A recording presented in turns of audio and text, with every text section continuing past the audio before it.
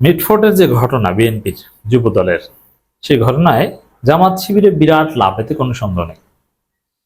তবে বিএনপি এখন আক্ষেপ করছে, রুহুল কবির রিজভী আক্ষেপ করছে ঘটনা বুঝতে পেরে জামাত শিবিরে এত বড় লাভ হয়ে গেল আর আমরা বাঁশটা খেলাম। বাঁশ আর কি খেয়েছেন, সামনে খেতে হবে। আসল বাঁশ তো কাটা হচ্ছে, সাইজ করা হচ্ছে, এই বাঁশ আপনারা খাবেন। Just beginning. আর আমরা জানি যে বিএনপির হত্যাকাণ্ড এটা থামবে না। আপনারা দেখেছেন যে এই মিটফোর্ডের যে ঘটনা, এই ঘটনা নিয়ে তোলপাড় সৃষ্টি, এর মধ্যেই দেশব্যাপী বিএনপি তাণ্ডব চালিয়েছে। এক হচ্ছে গুজব তাণ্ডব, কি এই জামাতের লোকজন চাঁদপুরে ইমামকে কুপিয়ে হত্যা করেছে। মুহূর্তের মধ্যেই ধরা পড়ে গেল যে না, যে কুপিয়েছে সে জামাত না, বরং যে ইমামকে কুপিয়েছে ভিকটিম হচ্ছে জামাতপন্থী। কারণ মাদানী আলেমরা বেসিক্যালি জামাতপন্থী, জামাতের আকীদার ক্লোজ। আর যিনি কুপিয়েছেন এরা একদম জামাত বিরোধী, পরম সুন্নি। এখন বিএনপি ছাত্রীগুলো প্রচার চালিয়েছিল, ধরা পড়েছে।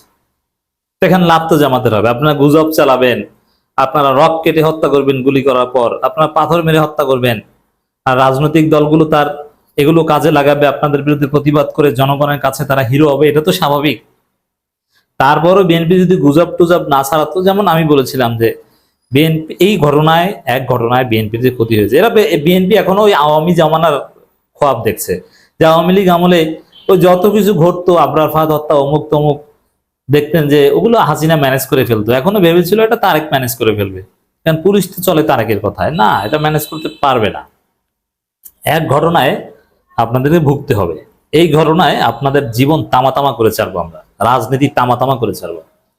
কি মনে করছেন 2 দিন পর পর এই মিটফোর্ডের ঘটনা, খুলনার ঘটনা, এগুলো ভিডিও, অডিও, লিফলেট জনগণের কাছে পৌঁছে দিব।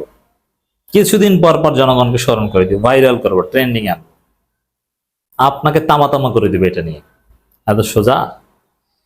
তো দর্শক, এখন তারা আকাম করবে, লাভ তো জামাত শিবিরের হবেই। কারণ জামাত শিবির তো আকাম করে না, লাভ তাদের হবে না, লাভ হবে কার? রুহুল কবির রিজভী বলছেন মিটফোর্ডের ঘটনায় কিছু দল রাজনৈতিক ফায়দা লোটার চেষ্টা করছে। রিজভী এখন অন্যান্য বিএনপি নেতারা বলছেন যে একটি দল মানে জামাত শিবির, আর রিজভী বলছেন কিছু দল মানে জামাত, চরমোনাই, এনসিপি। এই তো গণদিয়ার বসে বা সবাই, বিএনপি বাদে সবাই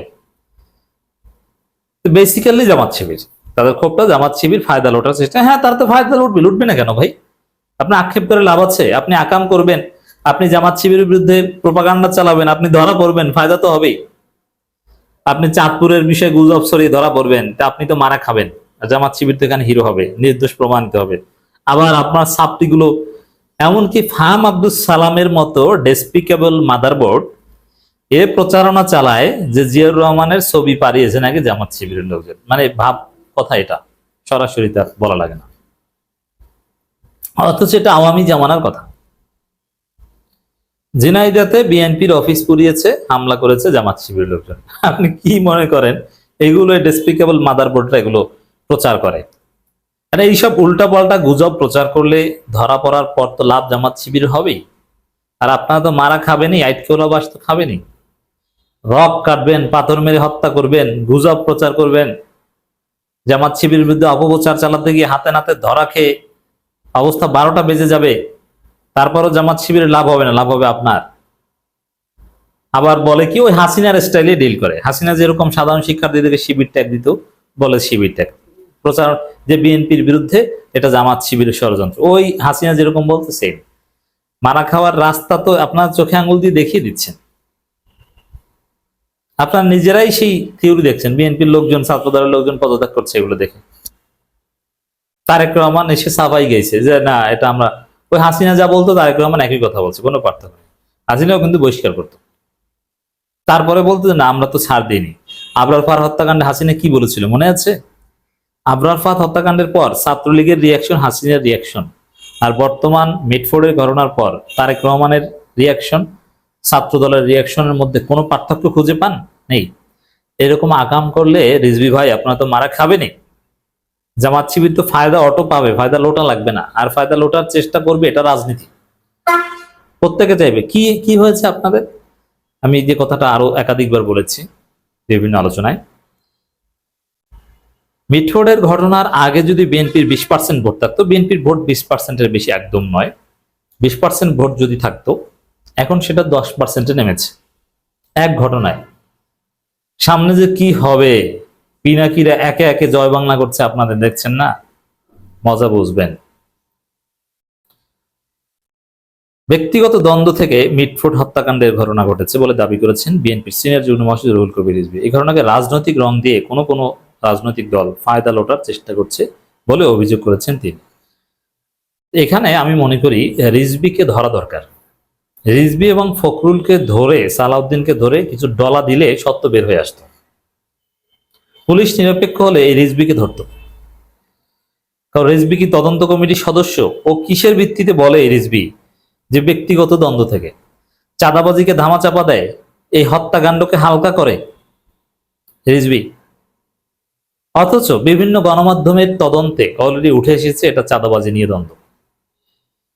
এলাকার মানুষ 100% মানুষ বিশ্বাস করে এবং ঘটনা এটাই যে চাঁদাবাজি নিয়ে দ্বন্দ্ব। অথচ এই পুলিশ কমিশনার, বিএনপির দালাল এবং এই রিজভী এরা বলছে না না এটা ব্যবসায়িক দ্বন্দ্ব, ব্যক্তিগত দ্বন্দ্ব, এটা চাঁদাবাজি না, রাজনৈতিক না। আচ্ছা, রিজভী যে এই কথা বলছে যেটা রাজনৈতিক না, ব্যক্তিগত দ্বন্দ্ব, এটা একজন মানুষকে বিশ্বাস করাতে পেরেছে? একজন মানুষ আমাকে খুঁজে এনে দেখান যে রিজভীর এই কথা বিশ্বাস করে। কেউ বিশ্বাস করে না, বিএনপির লোকজন বিশ্বাস করে না। তারাও জানে এটা চাঁদাবাজি। বিএনপির মধ্যে যাদের বিবেক আছে এটা জেনে শুনে বুঝেই কিন্তু পদত্যাগ করছে, রিজভীর কথা মানছে না। তা হাসিনা যে কাজটা করতো, এরকম একটা অপকর্মকে অন্য একটা বিচ্ছিন্ন ঘটনা হিসাবে দেখানোর চেষ্টা করতো। এটা বিচ্ছিন্ন ঘটনা, স্বরাষ্ট্রমন্ত্রী এসে বলতো এটা বিচ্ছিন্ন ঘটনা, আমরা ব্যবস্থা নিচ্ছি। তো বিএনপি বলছে এটা বিচ্ছিন্ন ঘটনা, ব্যবসায়িক রাজনৈতিক না। অথচ এটা রাজনৈতিক। বিএনপির রাজনীতি হচ্ছে চাঁদাবাজির ভাগ বটোয়ারা। এটি তারেক রহমানের লাইসেন্স। তারেক রহমান, বিএনপির রাজনীতি হচ্ছে এই ভাগ বটোয়ারা। এর বাইরে বিএনপির কোনো রাজনীতি নাই। বিএনপির একমাত্র রাজনীতি এটা। বিএনপির আসল রাজনীতি এখন এটা। বিএনপির লোকজনের মেধা শ্রম ব্যয় করতে হয় এই চাঁদাবাজিতে, এবং এটাতে কিভাবে বাঁচতে হয়, ধরা পড়লে কি করতে হবে, এগুলোতেই তাদের জীবন। অন্য কোনো জনবান্ধব রাজনীতি নেই তাদের। তো এখানে রুহুল কবির রিজভী ঘটনাকে ধামাচাপা দেওয়ার চেষ্টা করছেন, ঘটনাকে ভিন্ন খাতে প্রবাহিত করার চেষ্টা করছেন। তো রিজভীকে ধরা দরকার আমি মনে করি। তদন্তের আগে রিজভী কিভাবে বললো ব্যক্তিগত, সে জানে কিভাবে তিনি জড়িত খুনের সাথে? নাহলে জানেন কিভাবে? আপনি বলেন যে নৃশংস ঘটনা, আমরা দলের পক্ষ থেকে যা করেছি তদন্ত হোক, তদন্তে সঠিক জিনিস বের হয়ে আসবে, আমরা কোনো ছাড় দিব না, এভাবে বলতে পারতেন। কিন্তু না, তদন্তের আগে রিজভী তদন্ত কর্মকর্তা, যে ব্যক্তিগত দ্বন্দ্ব, রাজনৈতিক না। ফাইজলামি শুরু করেছেন। এটা কি হাসিনার বাংলাদেশ? তো দর্শক, রিজভী আক্ষেপ করছেন যে রাজনৈতিক ফায়দা, লাভ নাই।